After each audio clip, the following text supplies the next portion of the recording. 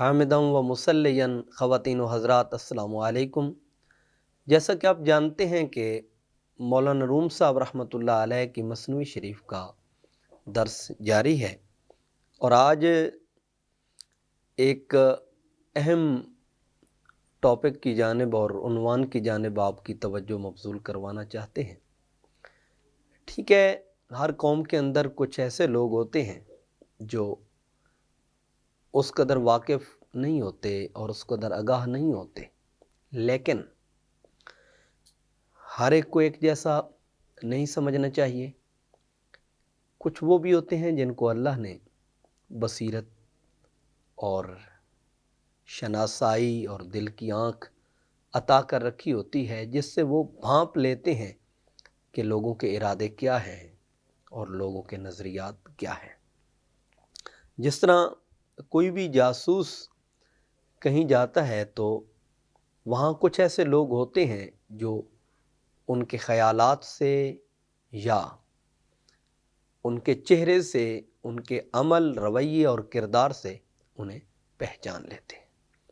یہاں پر بھی یہ وزیر کا جو حسد تھا اور تعصب تھا عیسائیت اور نصرانیت سے، اس کو کچھ لوگوں نے پہچانا۔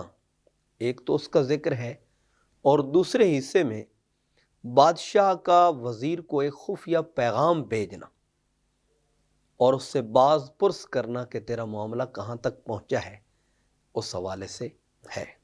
بڑی اہم چیز ہے، اگر اس کو ہم گہرائی سے اور عمیق نظری سے دیکھیں تو بہت سے مسائل کا حل بھی اس کے اندر موجود ہے۔ فہم کردن حاذقان نصارہ مکر وزیر را، ماہر عیسائیوں کا وزیر کے مکر کو سمجھنا۔ کیسے سمجھے؟ ناسہ دین گشت آن کافر وزیر، کردہ او از مکر در لوزی نصیر۔ وہ کافر وزیر ظاہراً تو دین کا واعظ تھا، مگر اس کا مکر ایسا تھا جس نے بادام کے حلوے میں لہسن کو ملا دیا تھا۔ اب حلوے اور لہسن کا کوئی جوڑ نہیں ہوتا۔ حلوہ مٹھاس رکھتا ہے اور لہسن اپنے اندر ایک خاص قسم کا ذائقہ اور ایک خاص قسم کی بو رکھتا ہے۔ نکتہ ہامی گفت او آمیختہ، در جلاب و کند زہر ریختہ۔ دو ملے جلے نکتے بیان کرتا تھا کہ ایک نکتہ اس طرف کا اور ایک نکتہ اس طرف کا، اور بیان کی کیفیت کیا تھی؟ گلاب اور شکر میں زہر ملا دیتا تھا۔ گلاب میں خوشبو ہوتی ہے اور شکر میں مٹھاس ہوتی ہے۔ جیسے کہتے ہیں نا کہ اگر گڑ کھوایاں کوئی مرے تو انہوں زہر ضرور دیں، وہ گڑ میں زہر ملا کے دیتا تھا۔ گفت انسان پارائے انسان بود، پارا از نا یقین ہم نا بود۔ کا انسان کی گفتگو در حقیقت انسان کا حصہ ہوتی ہے اور انسان کا ٹکڑا ہوتی ہے، اور روٹی کا ٹکڑا یقیناً روٹی ہی ہوتا ہے۔ لقمہ ہے تو روٹی سے ہی ہے نا، اور گفتگو ہے تو انسان سے ہی ہے۔ بایدش خود را بشستن از حدث، تا نماز فرض او نبود ابس۔ اس کو چاہیے کہ وہ اپنے آپ کو ناپاکی سے پاک کرے، اور اس پاکی کے نتیجے میں اس کی فرض نماز نتائج تک پہنچے، کہیں بیکار اور بے فائدہ اور بے سود نہ بن جائے، کیونکہ ہر نمازی کی نماز کارآمد نہیں ہوتی۔ فویل للمصلین، قرآن نے نمازیوں کے لیے بھی ہلاکت کی بات کی ہے۔ کن نمازیوں کے لیے؟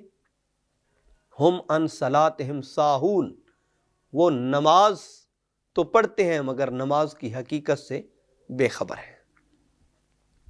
ظاہرش می گفت در راہ چست شو، وز اثر می گفت جاں را سست شو۔ ظاہراً تو وہ کہتا تھا کہ چالاک، چاق و چوبند اور ہوشیار ہو جاؤ، لیکن اندر، ضمیر کے اندر، ذہن کے اندر اور فکر کے اندر وہ انہیں سست کرنا چاہتا تھا۔ سست کس اعتبار سے کہ کہیں میری حقیقت کو نہ جان لیں اور اپنے دین سے روشناس اور شناسا نہ ہو جائیں۔ برق اگرچہ نور آیت در نظر، لیک ہست از خاصیت دزد بصر۔ مولانا روم صاحب اب اس حقیقت سے پردہ اٹھانے جا رہے ہیں اور بتلانا یہ چاہتے ہیں کہ ہر واعظ کو دین کا واعظ مت سمجھنا۔ لباس خضر میں ہزاروں راہزن بھی پھرتے ہیں، یعنی ظاہراً تو انہوں نے لباس عالمانہ پہن رکھا ہوتا ہے، واعظ کا روپ دھار رکھا ہوتا ہے، ناصح کا روپ دھار رکھا ہوتا ہے، لیکن منبر پہ بیٹھ کے کچھ لوگ دین کے نہیں، قرآن کے نہیں، سنت کے پیمبر نہیں، بلکہ وہ شیطان کے نمائندے کے طور پر اپنی اس باطن کی ناپاکی کو اور اندر کی ناپاکی کو لوگوں کے اوپر اور لوگوں کے ضمیر کے اوپر داغ رہے ہوتے ہیں۔ فرماتے ہیں بجلی اگرچہ نگاہ کو نور دکھائی دیتی ہے، یعنی روشنی ہے نا، بجلی ہے، جب یہ روشنی آتی ہے تو اس سے اندھیرے میں اجالا ہو جاتا ہے، روشنی ہو جاتی ہے، لیکن خاصیت میں اگر آسمان سے بجلی گرجے تو یہ آنکھ کی بینائی بھی لے جاتی ہے۔ تو ہر بجلی بندے کو روشنی نہیں دیتی، ہر گفتگو بندے کے باطن کو، اس کے ضمیر کو، اس کی سوچ کو اور اس کی فکر کے دائرے کو درست سمت لے کے نہیں جاتی۔ اسی لیے تو قرآن نے واضح طور پر فرمایا لا تقعد بعد الذکر مع القوم الظالمین، اور یہ بھی قرآن نے فرمایا وَكُونُوا مع الصادقین، فرمایا ہر بندے کے پاس بیٹھو بھی مت، اس کی صحبت، اس کی رفاقت کو مت اختیار کرو، اور ہر بندے سے دور بھی نہ بھاگو، جو اس کا ایڈریس دے اور اس سے لنک رکھتا ہو اس کے ساتھ منسلک رہو، اور جو اس سے دور ہو اور اس کے دشمن سے لنک کرتا ہو اس سے اپنے آپ کو جدا اور الگ رکھو۔ حضور علیہ السلام نے فرمایا کچھ لوگ خیر کا سرچشمہ ہوتے ہیں اور کچھ لوگ شر کا سرچشمہ ہوتے ہیں، لہٰذا جن کے وجود سے خیر پھوٹے ان کی معیت اور رفاقت کو اختیار کرو، اور جن کے وجود سے شر پھوٹے ان کی رفاقت اور معیت کو کبھی بھی اختیار نہ کرو۔ اب آپ کے پاس کیا پیمانہ ہے کہ خیر پھوٹ رہی ہے یا شر؟ جس کی زبان اخلاق سے لبریز ہو، جس کی گفتگو قرآن و سنت کے عملی کردار سے لبریز ہو، جس کا وجود اللہ کی رحمت کا نمائندہ ہو، مخلوق کو جوڑنے کی بات کرے، نفرت کی بات نہ کرے، تعصب کی بات نہ کرے، عداوت کی بات نہ کرے، دشمنی کی بات نہ کرے، پھوڑنے کی بات نہ کرے، توڑنے کی بات نہ کرے، ٹوٹ پھوٹ کا شکار نہ ہونے دے، اس کی رفاقت اختیار کرو۔ جس کی زبان سے فحش گوئی نکلے،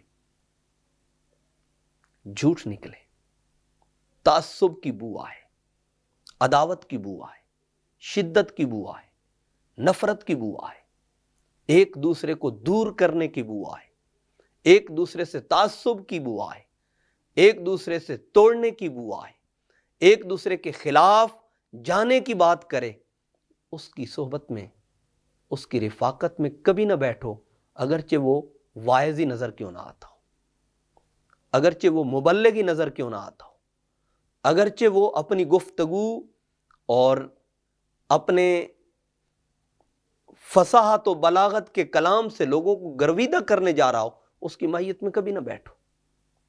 رحمان کا نمائندہ ہمیشہ جوڑنے کی بات کرتا ہے اور شیطان کا نمائندہ ہمیں ہمیشہ توڑنے کی بات کرتا ہے۔ تو جو جوڑ رہا ہو مخلوق کو مخلوق سے اور مخلوق کو خالق سے، اس کی صحبت میں بیٹھ جاؤ، وہ اللہ کا نمائندہ ہے۔ اور جو مخلوق کو مخلوق سے دور کرنے کی بات کر رہا ہو اور مخلوق کو خالق سے دور کرنے کی بات کر رہا ہو، اس کی صحبت میں کبھی نہ بیٹھو، چاہے وہ اپنی زبان سے کتنے بڑے کلمات اور کتنے بڑے جملے اور کتنی فصیح و بلیغ گفتگو کر رہا ہو، اس کی قربت اور صحبت میں کبھی نہ بیٹھو۔ مولانا روم صاحب رحمۃ اللہ تعالی علیہ تبھی تو فرماتے ہیں کہ ہر واعظ پہ اعتماد مت کرو، ہر واعظ و نصیحت کرنے والے، ہر گفتگو کرنے والے، ہر ممبر پہ بیٹھنے والے اور ہر کلام کرنے والے کے پیچھے مت جاؤ۔ ممکن ہے کہ وہ واعظ و نصیحت کے روپ میں تمہارے کردار کو شیطان کے کردار کے موافق کرنے جا رہا ہو۔ نان مسلم یہی چاہتا ہے کہ مسلمانوں کو ٹوٹ پھوٹ کا شکار کر کے اس کے دھڑے بندی کر دی جائے، جس کو آگے والے درس میں مولانا روم صاحب بیان کرنے جا رہے ہیں۔ فرماتے ہیں ہر کے جز آگاہ و صاحب ذوق بود، گفت او در گردن او توق بود۔ فرمایا جو بھی صاحب ذوق اور باخبر آدمی کے علاوہ اس کی صحبت میں بیٹھتا تھا، اس وزیر کی گفتگو اس کی گردن کا توق بن چکا تھا، کیونکہ گردن میں توق ہو تو جدھر اسے پھیرنا چاہے یا جدھر اسے موڑنا چاہے اسے موڑا جا سکتا ہے۔ جس طرح علامہ اقبال صاحب نے بھی کہا، تعلیم کے تیزاب میں ڈال اس کی خودی کو، ہو جائے ملائم تو چاہے جدھر ادھر پھیر۔ کہ جب اس کی خودی تعلیم کے اور گفتگو کے تیزاب میں ملائم ہو جائے، نرم ہو جائے اور اس میں پگھل جائے، تو پگھلی ہوئی چیز کو جدھر بندہ چاہے اسے موڑا جا سکتا ہے۔ لوہے کو پگھلا لیں، سونے کی ٹکیا کو پگھلا لیں، چاندی کی ٹکیا کو پگھلا لیں، جب وہ پگھل جاتے ہیں تو آپ جدھر اسے پھیرنا چاہتے ہیں، چاہے تو اس سے کینچی بنا لیں اور چاہے تو اس سے سوئی بنا لیں، یہ تو آپ کا کردار ہے۔ لیکن صوفیاء ہمیشہ سوئی بناتے ہیں، کینچی نہیں بناتے، کیونکہ کینچی کا کردار کاٹنا ہوتا ہے اور سوئی کا کردار جوڑنا ہوتا ہے۔ مدت 6 سال در ہجران شاہ، شد وزیر اتباع عیسیٰ را پناہ۔ بادشاہ سے 6 سال کی دوری میں وزیر عیسائیوں کی پناہ گاہ ہو گیا تھا، کیونکہ ان کے ساتھ رہا، ان کی تربیت کرنے کے لیے ان کا روپ دھارے ہوئے تھا۔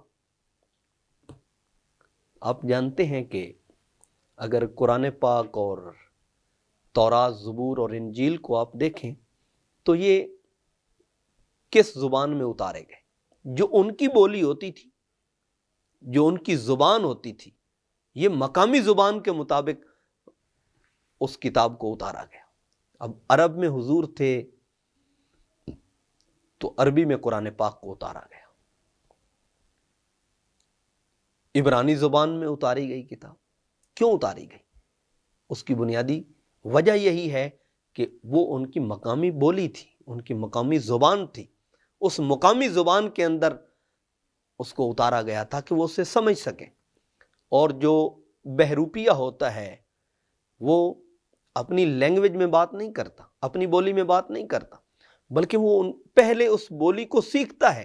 اور مغرب کے اندر ہمیں اس بات کی آگاہی نہیں، باضابطہ طور پر پاکستان میں مختلف علاقوں کی بولی انہیں اس کی پریکٹس کرائی جاتی ہے، سکھائی جاتی ہے، اور پھر انہیں یہ ہمارے کلچر کے اندر، ہمارے اس ماحول کے اندر اور ہمارے علاقے کے اندر جس قسم کی نوعیت کی بولی ہوتی ہے اور جس قسم کے وہاں پر لوگوں کے رویے اور لوگوں کی وہ چال ڈال ہوتی ہے، وہ سب کچھ سکھایا جاتا ہے اور ان کو یہاں پر ٹرانسفر کیا جاتا ہے، اور اس کے ذریعے وہ آ کر دین کے لبادہ میں اور دین کے روپ میں وہ لوگوں کو تباہی کی طرف لے کے جاتے ہیں۔ منبر سے عداوت کا یا نفرت کا یا تعصب کا یا شدت کا درس یہ مناسب نہیں ہے، یہ روا نہیں ہے۔ دین و دل را کل بدو بے سپرد خلق، پیش امر و نہی او می مرد خلق۔ لوگوں نے دین اور دل یہ کلی طور پر اس وزیر کے سپرد کر دیے تھے، اور اس کے حکم اور اس کی نہیں پر لوگ جان دیتے تھے۔ جو حکم آ جاتا وہ اس کو حرف آخر سمجھتے، اور جس سے وہ روک دیتا اس کو بھی وہ حرف آخر سمجھتے تھے، اس سے ادھر ادھر نہیں جاتے تھے۔ یہ ان کا مزاج بن چکا تھا اور یہ ان کی طبیعت بن چکی تھی۔ اسی کیفیت کے اندر بادشاہ نے خفیہ پیغام اس وزیر کے نام بھیجا، چونکہ وزیر کو تو بھیجا ہوا اس نے تھا۔ اس نے خط لکھا، اور خط کے اندر وہ لکھتا ہے کہ اب وقت آن پہنچا ہے، اب تو کس مقام پہ پہنچا ہے اپنے اس مکر کے اندر، اپنی اس چال کے اندر اور اپنی اس سازش کے اندر۔ کہنے لگا ز انتظارم دیدہ و دل بر راست، زی غمم آزاد کن گر وقت ہست۔ کہا انتظار میں میرے دیدہ دل یہ راستے پہ لگے ہوئے ہیں، میری آنکھیں تیرے راہ پہ ہیں کہ کب تو فتح پا کے آتا ہے، کب تو انہیں ٹوٹ پھوٹ کا شکار کر کے آتا ہے، کب تو ان کے درمیان نفرتوں کو بیج بو کے آتا ہے، کب تو ان کے درمیان دراڑیں ڈال کے آتا ہے، کب تو ایک دوسرے کو نفرت کا، تعصب کا، عداوت کا پلندہ بنا کے آتا ہے، کب تو ان کے درمیان محبتوں کی بجائے عداوتوں کو بڑھا کے، خلوص اور پیار کی بجائے نفرتوں کو بڑھا کے آتا ہے۔ میں تو تیرے انتظار میں ہوں، اور اس غم سے مجھے اگر تیرے پاس وقت ہے تو آزاد کر۔ گفت اینک اندراں کارم شہا، گفگنم در دین عیسیٰ فتنہا۔ کہنے لگا اے بادشاہ، ابھی تو میں بڑی خاص مصروفیت میں ہوں، میں منبر پہ بیٹھ کے خطبہ دیتا ہوں، لوگوں کے درمیان نفرت اور تعصب کو پیدا کرنے کے لیے انہیں اس راہ پہ لگا رہا ہوں، اور انہیں کچھ آگاہ کر چکا ہوں اور کچھ آگاہی رہتی ہے۔ اب جنہیں آگاہ کر چکا ہوں انہیں پختہ کرنا چاہتا ہوں، اور جو ابھی تک آگاہ نہیں ہوئے انہیں آگاہی دینا چاہتا ہوں کہ حضرت عیسیٰ علیہ السلام کے دین میں فتنے ڈال دوں۔ میرا ابھی اسی پہ فوکس ہے اور میری ابھی یہی سوچ ہے۔ قرآن پاک نے یہ سوچ کس کی بیان کی ہے؟ انما یرید الشیطان ان یوقع بینکم العداوہ والبغضاء فی الخمر والمیسر، کہ شیطان کا یہی کام ہے، وہ تمہارے درمیان تفریق کو پیدا کر دے، تمہارے درمیان عداوت کو پیدا کر دے، تمہارے درمیان نفرتوں کو پیدا کر دے، تمہیں شراب میں لگا دے، جوئے میں لگا دے، حق سے دور کر دے، ذکر الہی سے دور کر دے، اللہ اور اس کے رسول کی محبت سے دور کر دے۔ یہ کام تو شیطان کا ہے۔ وہ شیطان کے عمل کو فی الحقیقت اپنائے ہوئے تھا، اگرچہ اسے خبر تھی یا اسے خبر نہیں تھی۔ اور مسلمان کا یہ کبھی شعار نہیں ہو سکتا کہ وہ مسلمانوں کے درمیان تفریق کو اور دھڑا بازی کو پیدا کرے۔ اعتماد جملہ بر گفتار او، اقتدائے جملہ بر رفتار او۔ ایک طرف تو وہ ایسے کام کیے ہوئے تھا کہ لوگوں کے درمیان تفریق اور لوگوں کے درمیان جدائی کو پیدا کر رہا تھا، لیکن قوم جو تھی وہ اس سے اس قدر شناسہ نہیں تھی جس قدر انہیں شناس ہونی چاہیے تھی۔ آپ اگر